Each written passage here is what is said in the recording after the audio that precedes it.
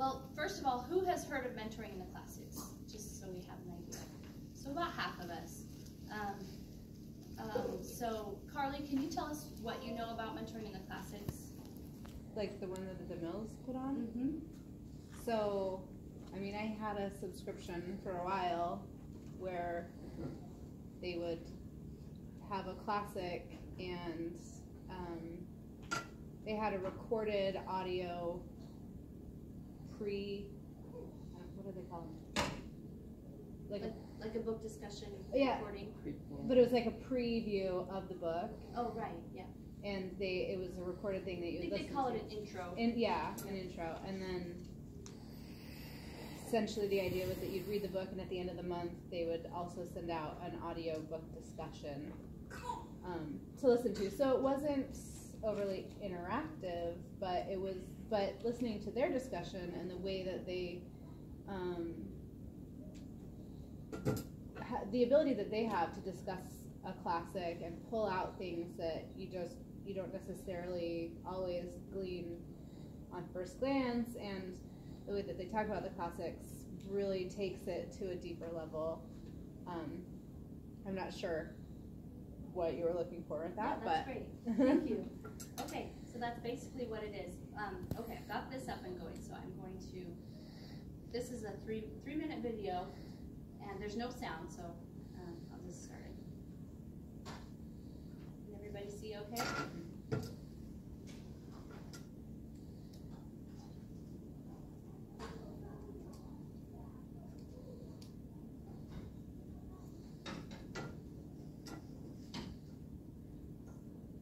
I should say, as you watch this, think about the principles of learning and how this could relate to this.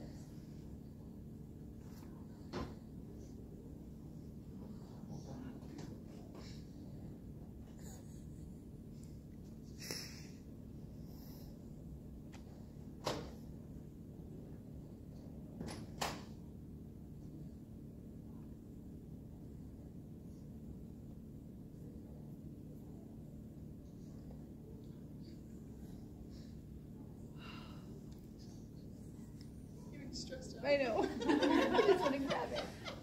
Oh, it's just.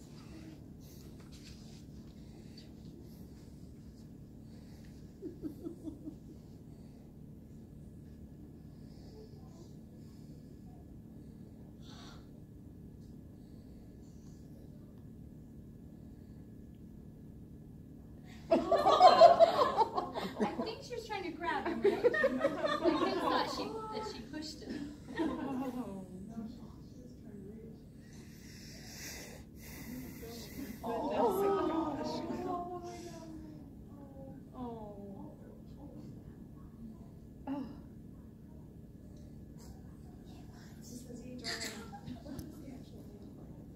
Yeah. Look straight down.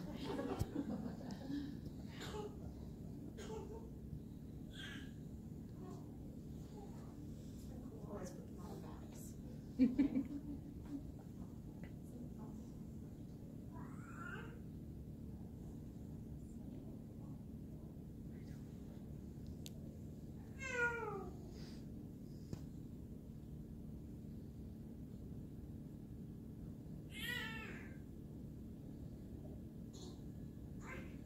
You know she's up there yelling, "Stop messing around."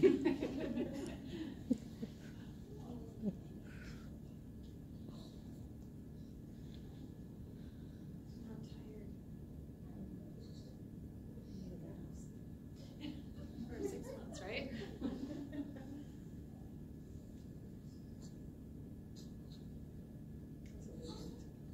Oh. Yay! They made it. Okay.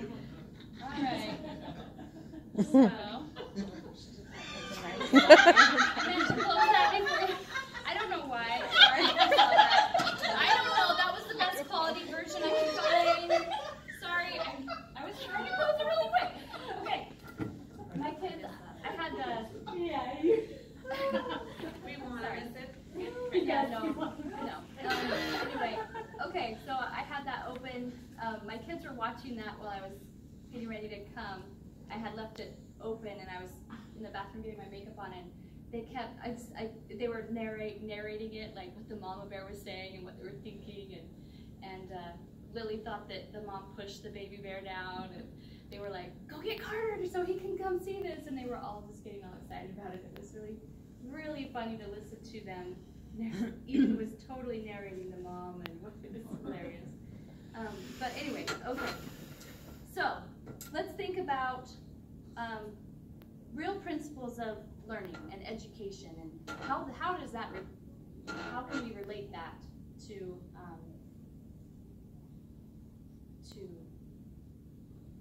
what we saw with the mama bear?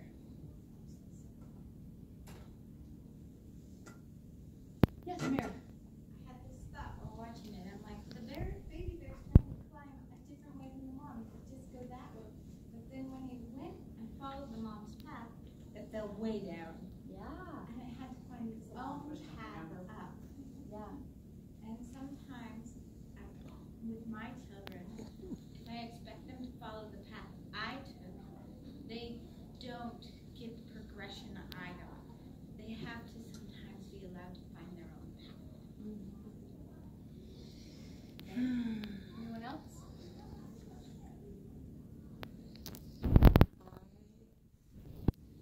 I feel like, anyway, just that mama bear setting an example of how to do it, and a baby bear like looking and continuing. But the thing that I loved is that mama bear is just waiting around as long as she has to wait, just sitting there waiting and letting that baby bear know that she's there.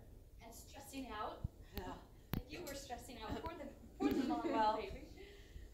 I was having, oh my goodness, I'm having this experience with one of my children right now at the moment. And that was, I think what's kind of beautiful about it is because, you know, the lesson that I'm being reminded of over and over again is that it's important for me to be there, consistently be there to provide relationship, set the example, and love, and just be there, like just being there always, and, you know, cheering them on, you know, saying you can do this, even though you were almost here, you're almost there, and you fell all the way to the bottom. And even though you fell all the way to the bottom, you can still start up again. You can keep going up, and you can progress. And so there's a lot of lovely symbolism there. Yeah, I love that video. Might be a little bit different take on it. I was thinking about one of my kids in particular that is a perfectionist, to the point that in some ways, it's not like it's debilitating, but in some ways it can cripple him in his learning, because if he makes any sort of mistake, he puts so much pressure on himself that now he's failed and he can't do it, and so he wants to just not do it anymore. And trying to teach him that failure is part of the learning experience, and watching that little bear, he never stopped. He just kept trying, even though he fell down, and then kept going back up. And like how, as a parent, we try to set that example for our kids, they can get there, and that they just have to keep trying, and not to give up and just sit on the side of the mountain going, well, I guess I can't do it, Yeah. you know, because it's hard when you know they can do it, and they make one mistake and think that they ruined it all. Yeah. All great. I love all that. All the symbolisms. You guys have pulled things out that I hadn't even thought of. So thank you. So here's another question. How did the baby bear know to climb up the mountain, right? How did he know? Even what to do? She did it first. She did it first. So, of course, that's why I wanted to talk about mentoring classics, which is when we, it's the you, not them. When we are studying the classics and loving them and feeling them in our bones, discussing them, it shows to our children the path. Or, well, and maybe sometimes they take a different path, but we're showing them how to get up here. And whichever way they do it, we're showing them where the end goal is. So with that, Carly explained kind of a little bit about what mentoring in the classics is, and so it's this monthly book club. But what we would like to do is make it a group for us. So we would have the intro video or audio. We would read the book during the month on our own pace, and then at the end of the month, on the fourth Tuesday of every month at 9 p.m., we'll all get on to Zoom in our pajamas, and we will get to talk about it, and we can take turns with who leads the discussion. But it will be a great opportunity for us to have that. I don't know about you, but I really love to have intellectual stimulation with, and you guys are my people, so I want to discuss, I want to talk about it, and especially when it's about pulling principles out of the books that we've read. So we'll use what they give us, but also get to come together every month to do that. So the way it's developed, oh, and I should say, it's not just a book club, it's much more than that. They've incorporated some video training into it, and they're basically teaching us how to discuss books with our families, because we're learning from them by listening to their discussions. So this isn't just a book club. It's really how they're modeling for us, how to model for our children. So they've got it developed into seasons, and it's progressive. So if we all started it together, we would progress through the seasons together. And I think they're on season 13 right now. Some of them are different lengths, but the first one is 5 months. So if you wanted to try it, you would be committing to the first season, which is the first 5 months. So we would read these books, and we would discuss them. And the great thing is, if you've read these books, then that's great, because these are classics. So when you read them over and over again, and like Carly, I've had this subscription for quite a while, probably like 3 or 4 years, and I haven't done every book, but I've been doing them lately, and we just did Where the Red Fern Grows, and I've read that. I read that like a year ago with one of my kids, and I read it as a kid. But reading it this time was like, my mind was exploding, because I wasn't just about the story, I was pulling parenting principles out of it, and just having this amazing experience about mentoring and being a good parent or not a good parent, and what makes, just all these amazing things. And then I got to listen to the DeMilles discuss it, and it was just, and they had, Rachel DeMille particularly had a whole different take on it than I did, and so I was able to grow from that. So it's just an amazing experience. And I'm really trying to model for my kids so that they will want this too for their life. So that's what the first season is, and then there's another season that's only 4 months long. And it goes on and on. And all the seasons and all the books are on here, on this learning.tjed.org, so you can look at them.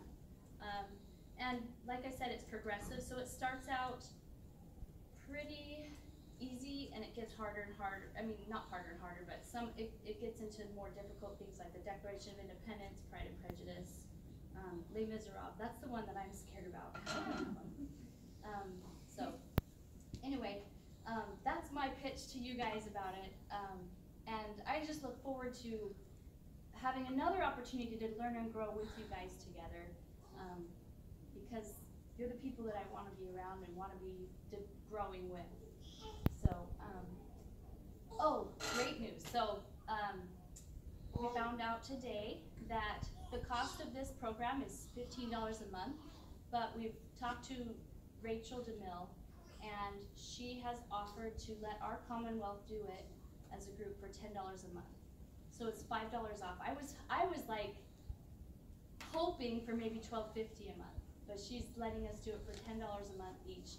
So the way it would work is you would pay for the first season, and you would pay to our treasurer, and then she would pay in bulk for the first season, and then we do another season, and then another season. So that's basically what that is. And if you have more questions, I'd love to talk about it more.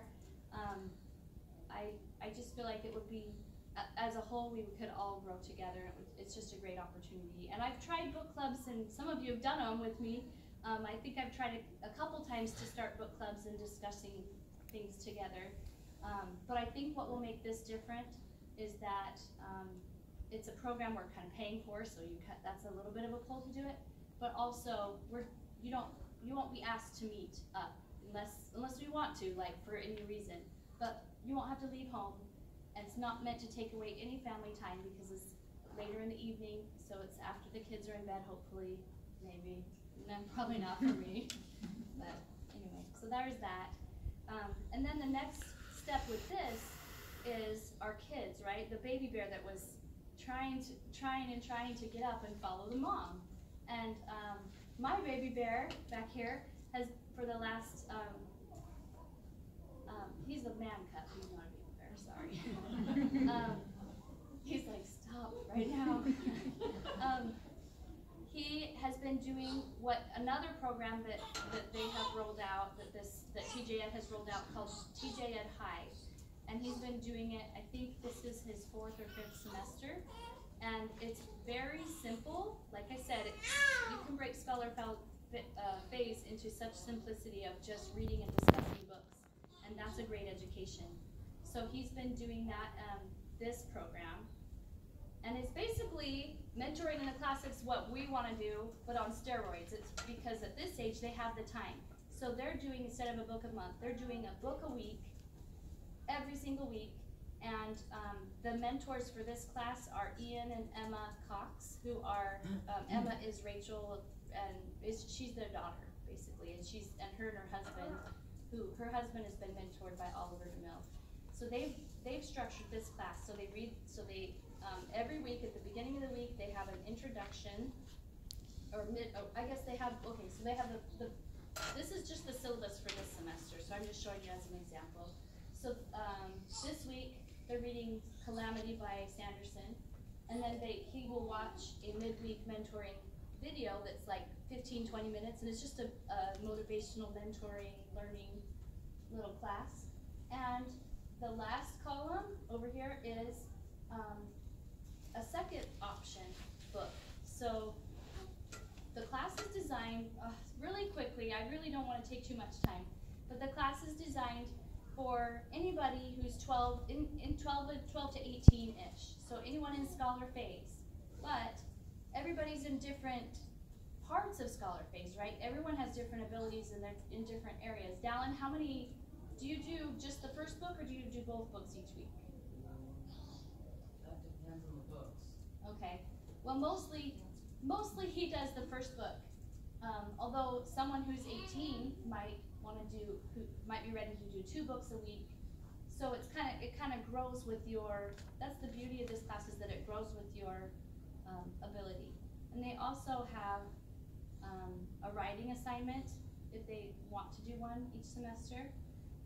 So I've called it the rubber band class. And the reason I'm telling you about this at all is because as a board we've talked about our youth in our Commonwealth, and there are kids who aren't ready to move up. So like maybe they've been doing dabblers, or maybe they've been doing the 12 and 13-year-old, the apprentice scholar classes, but they're not ready to go up to INCART next year, or they're not ready for the upper level compass class that Cassandra's developing. So where do they go? Well, in the past they've left the Commonwealth, like they just not really had a place at the Commonwealth anymore. Or they take a class and they're not ready. Or exactly, so they get discouraged. And then there's kids who have kind of leveled up, so they're 16, 17 years old, and they're kind of done with the classes, but they're not leaving home yet, and they still need that feeling of being part of something, and we want them to be able to have a place to go. So there's those kids. And then there's kids who maybe don't want to take a class. Like somebody might have a kid that has no interest in learning about World War II, or it doesn't feel like they're ready for World War II. Like it might just not be something they want to take. And so it gives them a place to go. So here we have an opportunity to have an elective class for all those kids that need a place, they need a class. That's it. Jenn has eagerly offered to roll the class out with her daughter Abby next year for anybody who falls into that category. So it may be 2 kids, it may be 3, and you know, whatever it is, we'd like to give it a try if there's an interest, and it doesn't have to be a big interest. It's just to see how we just see that there's a need for some kids to have a place, and we feel like this would be the place because, like I said, it's a rubber band. So some kids might have this rubber band, and that's their level, but some kids might be here where they have all this ability, and they can all take the same class, and it grows or shrinks with their ability. So they can all take the same class, and it's a very simple class format. After they finish the book, there's another online mentoring video that they will watch all together each week at Commonwealth. And they'll just pause and discuss together. So, it also allows for a lot of mentoring, which I'm really excited about because I feel like that's something that so many of our classes we never have time for, and this particular class will allow for a lot of mentoring. yeah, and is there any, and so Jen has a vision of how she would like to run it. I might have said too much. So I've been emailing Ian back and forth, and they are so great. It's like he's been sending emails, and they're working on getting this ready for Commonwealth because they've had a lot of Commonwealths interested, and some are already piloting it. So they will be developing training actually for the mentors, and they'll be offering that. Abby and I will be doing it this summer just so that I can have a little more experience. But then they are going to be providing some training. They are offering a discount. So normally it is $45 a month per student. I think there's a family discount. But they are for the Commonwealth going to do it for $35 a month. So that's a nice discount. You do pay for the whole semester at once, and it goes through the treasurer and then it's paid directly to them. But that's a nice discount. And I just get really excited because Abby's at a stage where she is just absolutely falling in love with the classics. But I love that it really does meet each person where they are. And so you have the opportunity for a child who maybe is just learning to enjoy but doesn't really know how to discuss a book to get their feet wet and really get into that. And with the age range, they can kind of mentor each other and they'll learn from each other. So I think it has potential to be really good. So this would be instead of one of the other scholar classes? It'll be in the morning. It will be an elective, so we'll keep all of our scholar classes that we do. Right, but like a student who was taking it would be doing it instead of. Yeah, so like, Okay. I don't know, maybe there's a kid who doesn't want to do a Shakespeare class, so they will have. Afternoon or morning do we decide? We need to talk decide a little Well, for bit. example, It might be Eddie's depend not on- ready for compass. I don't know if he's going to take UConn, but he might be willing to do this, right? So, like, I can't really get him into any of these things, but this is a place he can go and still be there because he definitely needs to be there.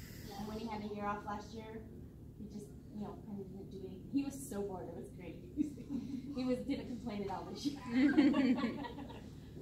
And Dallin has really enjoyed it. He's grown so much through, especially in the last 2 years with Misty and through this. This is what has sparked his scholar base.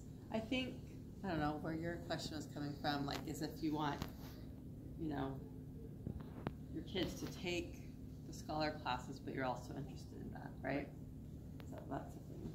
And there's a potential we could do it morning and afternoon. We do it like that one, Yeah, if there were, it doesn't have to be a large one. group. Do Shakespeare, so I'm like, that contribute to do it in the afternoon. The other thing to think about is some of our classes are getting really, really big, and we're going to have to start capping them, and this will give us the opportunity for some of those classes that are really just so full. If a few of those kids decide they're not, then that gives us more time to. So it's just something that we're proposing because we see that there's a little bit of a need, and this seems like a great solution. And maybe someday down the road we'll take this on ourselves without having to pay the monthly thing through them. But it's really a great setup. There's more to it, but I'm not going to go into detail about where they set goals every week and they decide how much. There's discussion boards and things like that. So there's a lot more to it, but I'll just leave it at that because not everyone's. And you can get online and look. There's videos where Ian goes through and explains it online. So you can just go to the TJED website and just go. So we have mentoring in the classics, and then we have TJED High that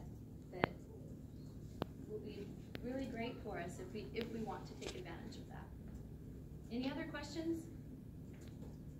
Okay, well, it's 9 o'clock.